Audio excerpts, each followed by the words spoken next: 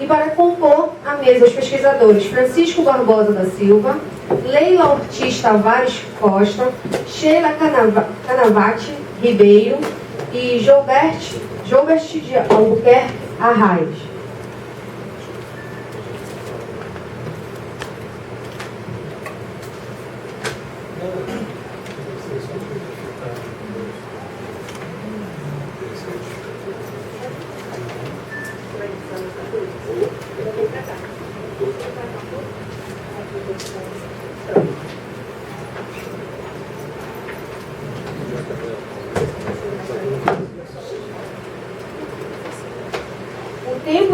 Da apresentação, o tempo máximo dessa mesa durará 2 horas e 30 minutos, subdivididos entre o mediador, que introduzirá a temática da mesa, seguido da apresentação dos trabalhos.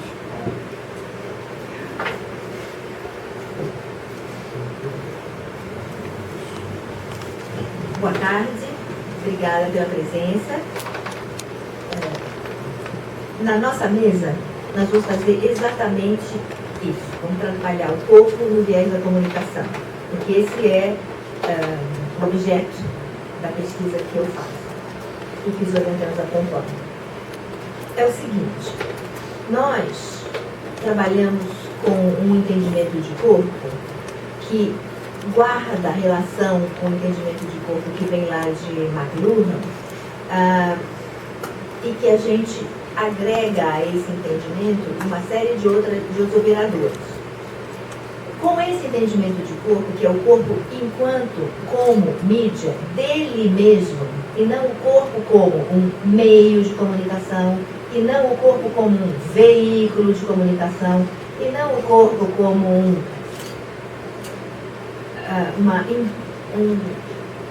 uma coleção de conteúdos, mas um entendimento de corpo processual, que é o conceito de corpo mídia, com o qual Cristine Greiner, que é uma outra professora do programa, e eu trabalhamos, que é o corpo mídia dele mesmo. Então, é um entendimento de mídia diferenciado das mídias com as quais a maior parte das teorias da comunicação trabalham, porque não tem um emissor, um processamento e um receptor.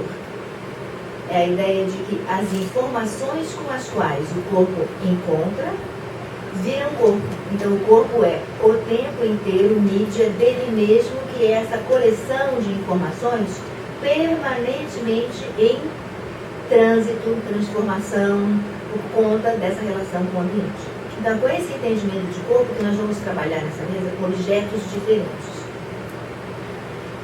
O Chico vai falar para a gente de um tipo de livro onde o corpo é fundamental para a gente poder entender o papel dele na comunicação. Então ele vai trabalhar esse tipo de livro, onde o corpo tem essa relevância. A Sheila traz um conceito cunhado por ela, que é o conceito de congruências absurdas, que é o quê? O que nos desabilitou, ao que nossos corpos estão desabilitados para identificar certos fenômenos com os quais nós lidamos muito frequentemente, mas a gente não os reconhece mais. Nós estamos desabilitados a identificar essas congruências que são absurdas. Então ela vai falar dessas congruências absurdas, então, e da nossa desabilitação em percebê-las enquanto congruências absurdas. A Leila está no início do doutorado dela. Então a Leila vai contar para a gente aqui tudo o que é necessário para ela, todos os recursos históricos e teóricos que têm sido necessários para ela, para poder configurar, com esse entendimento de corpo-mídia, uma situação atual do corpo, muito biopoliticamente, no capitalismo. O Joubert não chegou. Ele está chegando, e a falha é minha, porque eu fiquei com o horário anterior e avisei a todos os orientandos e não os avisei da mudança de horário, porque eu não me dei conta da mudança de horário. Então, eu não os avisei. Então, o Joubert está chegando e o Joubert, ele estuda as competições televisivas em que o So You Think You Can Dance despertaram no mundo todo. Todos esses estados excessivos de competição em torno da dança e do corpo, que a televisão vem produzindo e propagando em diversos países onde isso acontece, inclusive aqui no Brasil. Tá? Então nós vamos trabalhar em torno disso. Vou passar a palavra agora para o Chico, para a gente começar.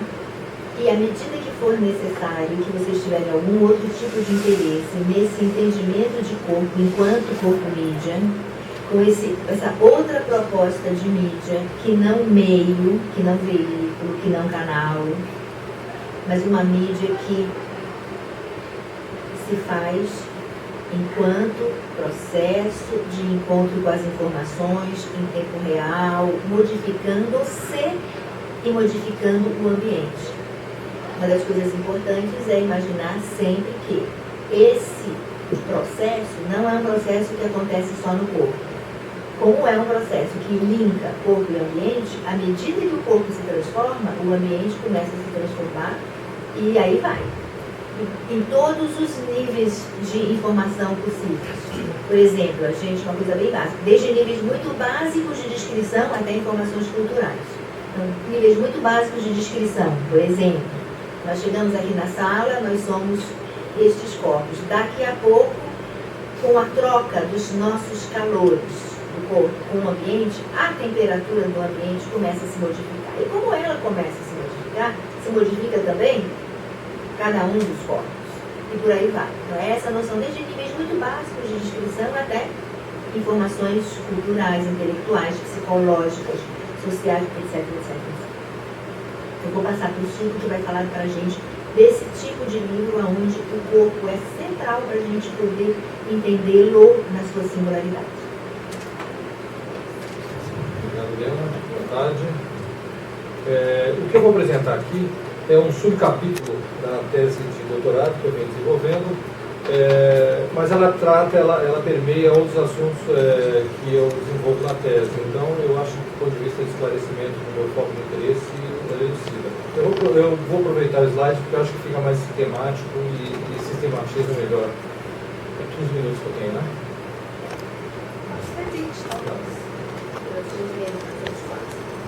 Bom, o livro de mesa como dispositivo de reconhecimento sociocultural. O conteúdo ele é composto por três partes. O que é o livro de mesa, eu explico qual é o objeto, eu explico o que é o dispositivo e depois eu associo as duas interpretações. Bom, o que é o livro de mesa? Livro de mesa, ou coffee table book, ele define um tipo de livro que diz mais respeito ao conteúdo propriamente, à apresentação, do que propriamente ao conteúdo. Ele se destaca, sempre mão, evidentemente, do conteúdo, mas o que faz ele um livro de mesa é a sua parte externa, é como ele é visto, como ele é exposto. Então, o que define ele é essa parte física e como ele é utilizado no ambiente social. A nomenclatura dele, mais usual, é coffee table book, mas ela é muito controversa porque ela é em inglês e ela já é muito associada ao objeto de decoração. Então, quem trabalha com esse tipo de livro, principalmente no Brasil, costuma utilizar, para se referir dela, o assunto que ele trata: fotografia, gastronomia, arte, cinema. Mas as pessoas que consomem utilizam esse tipo de nomenclatura coffee table book sem problema. Lá fora, ela é utilizada sem nenhum problema, você tem até em dicionários, ela é nomeada, seção de jornal, é utilizada esse coffee table book. Mas no Brasil ela tem essa veia meio como um livro superficial. Mas seja como ele for definido, como livro de mesa ou como coffee table book, o que chama atenção é como ele é apresentado em público, fica em evidência. Aqui é um exemplo de um livro famoso do Helmut Milton, que vem inclusive com a mesinha própria para apresentar. Esse eu diria que é um livro extremo de coffee table book, mas não necessariamente precisa ser tão suntuoso assim desse tamanho. Dado o preconceito que cerca esse tipo de obra, ela geralmente é associada, como eu falei, a obra de decoração, mas como qualquer coisa, qualquer produto no campo editorial, você tem bons e maus produtos. Então, o que nos chama atenção, a importância desse tipo de objeto, é porque ele favorece a reflexão a respeito do mundo cultural de hoje em dia, porque trata da imagem, da mídia, do qual a gente vive, e é uma forma, e é muito exacerbado esse tipo de característica. O livro belo existe desde os primórdios da indústria editorial e até antes de ser provavelmente um livro como a gente conhece hoje. Ele prima pela apresentação física, né? Mas o que a gente situando ele no tempo, a forma como ele é apresentado hoje é um sintoma do seu tempo, onde o espetáculo não é um conjunto de imagens, mas uma relação social entre pessoas mediadas por imagens, citando Bebô, e quando a gente se vê manifestar o crescimento de consumos ocasionais com frações ampliadas da população, como luxo e como arte. Se fosse tentar situar no tempo esses produtos, a gente tentou situar ele mais na década de 60, porque a gente faz uma associação tanto com a sociedade do espetáculo quanto com a arte como consumo aqui. Quando a gente utiliza alguns objetos do Andy Warhol, que utiliza lata de tomate, essa capa aqui do Charlie Brown. Então o que a gente pensa é que a gente trabalha com a hipótese de que a partir da década de 60, objetos do cotidiano, objetos da publicidade, objetos do consumo passaram a ser vistos de outra forma pela sociedade. O próprio Andy Warhol produziu um livro que não é chamado de Coffee Table Books, mas ele é um exemplo de um livro-objeto que é usado mais do que para você consultar, para você ver no espaço público. O corpus da nossa pesquisa ele é composto pelos livros basicamente da editora Taschen, que é uma editora alemã, criada na década de 80, que é tida como uma das mais representativas editoras a produzir esse tipo de livro. Ela trabalha com livros de arte, consumo, estilo de vida e cultura pop. E ela é conhecida no mundo todo como o King of Table Books. Talvez quem frequenta muito a livraria na área de arte deve ter percebido isso, principalmente lá fora, no exterior, é bem comum esse tipo de livro.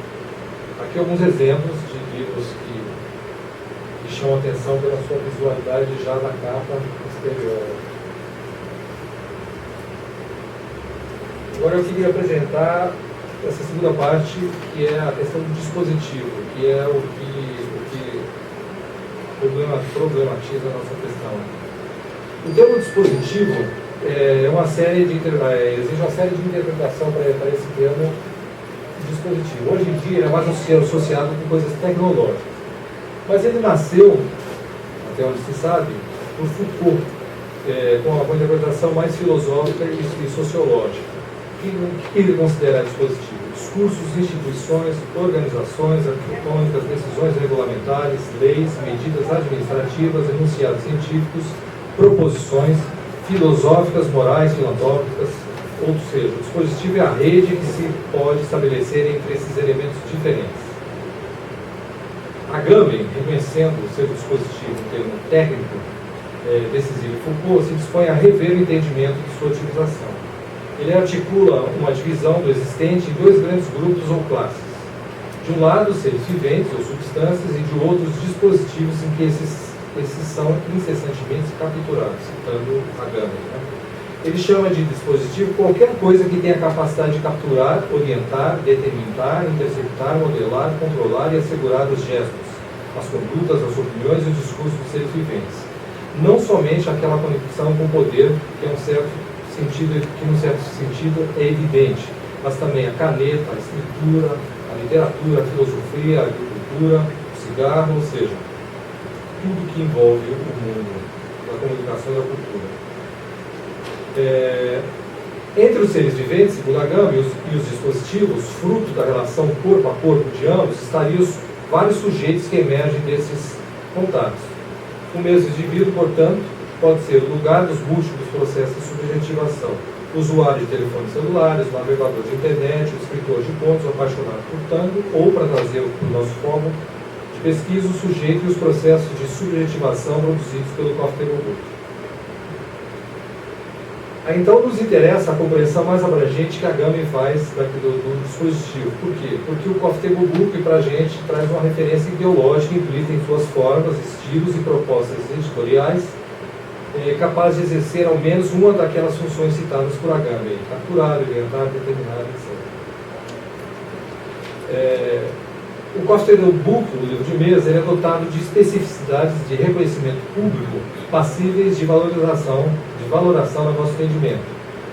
Citando Hogg aqui, a aparência torna-se importante na consumação do ato da compra enquanto ser. O que é apenas algo, mas não parece um ser, não é vendável. O que parece ser é algo vendável. A partir de uma classificação de Marx do valor de um produto, a despeito do seu valor de uso, os Coffee Table Books, que é informar e entreter, essas obras têm valor de troca, que é mercantil, apoiadas nas características corporais, instalam valor de culto, diferente do livro comum, e são repletos de valor de exposição enquanto objetos de consumo. E livros que são, pelo conteúdo, são dotados de valor material. O Coffee Table Book, então, para a gente não é apenas um livro com características físicas que o distinguem um dos outros livros, mas o fato de ser esse tipo de aparência e corpo promove o processo de subjetivação a eles correlatos. Se o corpo existe, citando a Helena Greiner, se o corpo existe na relação com os ambientes por onde ele circula, o corpo do Coffee Table Book revela o trânsito corpo-ambiente que constitui, segundo a teoria do corpo-mídia. Esse corpo livre, portanto, com formato e proporções próprios, é corpo-mídia de uma vocação específica, que é estimular os sentidos para a fruição estética. O meio é a mensagem, no sentido de que sua exposição já anuncia sua vocação. Mesmo quando não aberto, o Coffee Table Book, como anunciado, cumpre sua função de existência que pertence exclusivamente aos signos, dados os elementos que envolvem o dispositivo. Beleza, fazer a interpretação do Foucault, que eu vou passar para ir direto para a nossa questão aqui.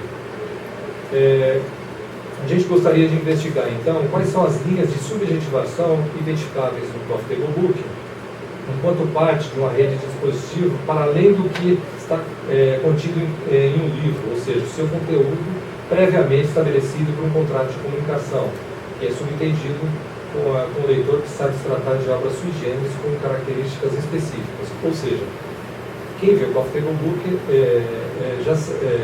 intuitivamente já sabe que ele é um livro que se justifica pela sua apresentação antes mesmo do seu conteúdo.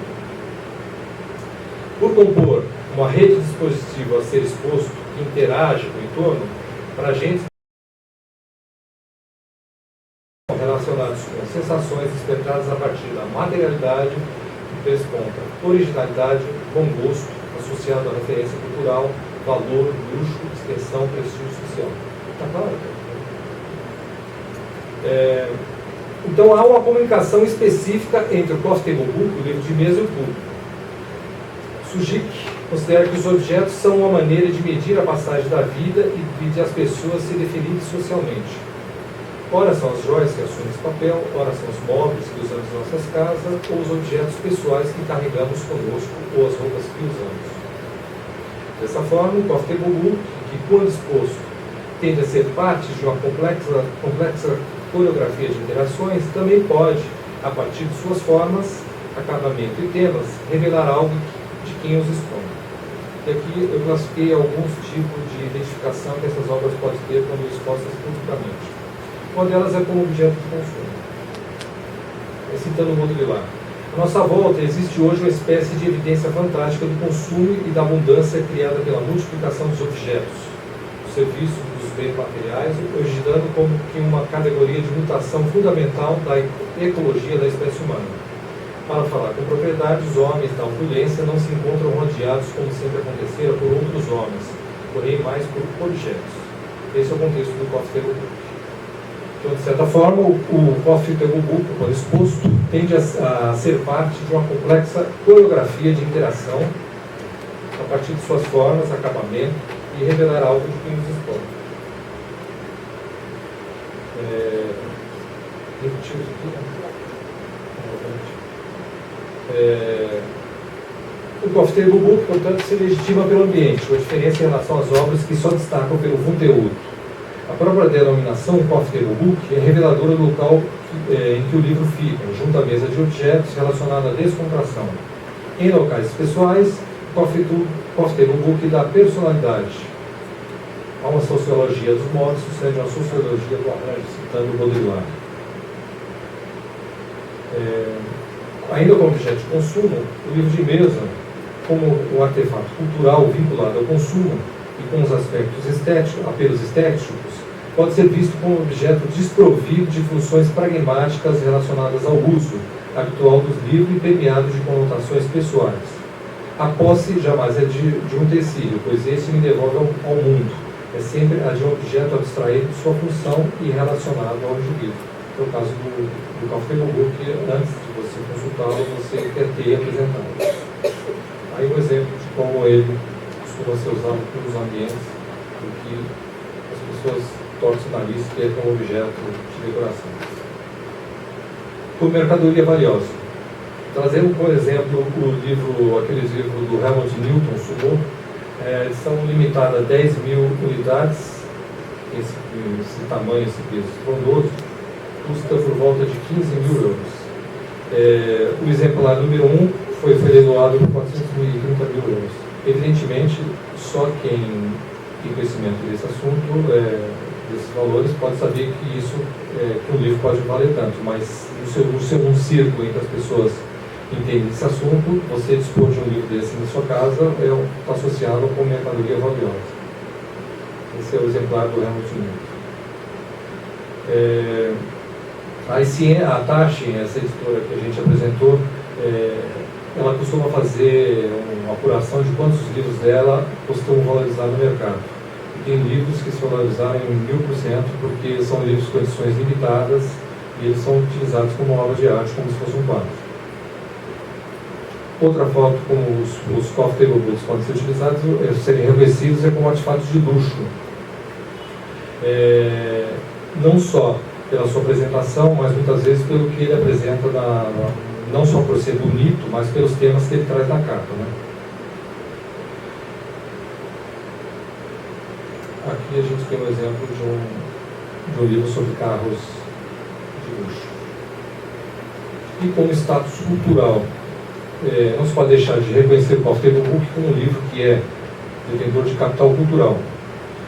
Segundo Bourdieu, capital cultural existe em 3 estados: incorporado como parte integrante da pessoa, uma disposição adquirida, hábitos; objetivado, sob a forma de um bem cultural, como livros, obras de arte, que aqui se enquadra o Coffee Table Book; o institucionalizado por meio de diplomas e certificados de competência, geralmente escolar. Nessa classificação, o Coffee Table Book é representado no estado objetivado do capital cultural, já que ele é um livro, e subliminarmente remete ao estado incorporado de quem o expõe.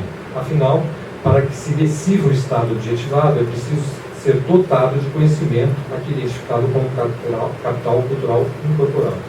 Aqui, um livro do Clint, quem conhece sabe que se vai. E para encerrar, a gente trabalha nesse estudo que eu estou fazendo com a possibilidade, com a hipótese, que esses livros, por serem detentores dessas características simbólicas, eles têm um papel fundamental na sociedade na era digital, porque eles não se justificam só pelo conteúdo, ou seja, eles não podem ser transpostos por meio digital. Eles sem corpo deixam de existir. É isso.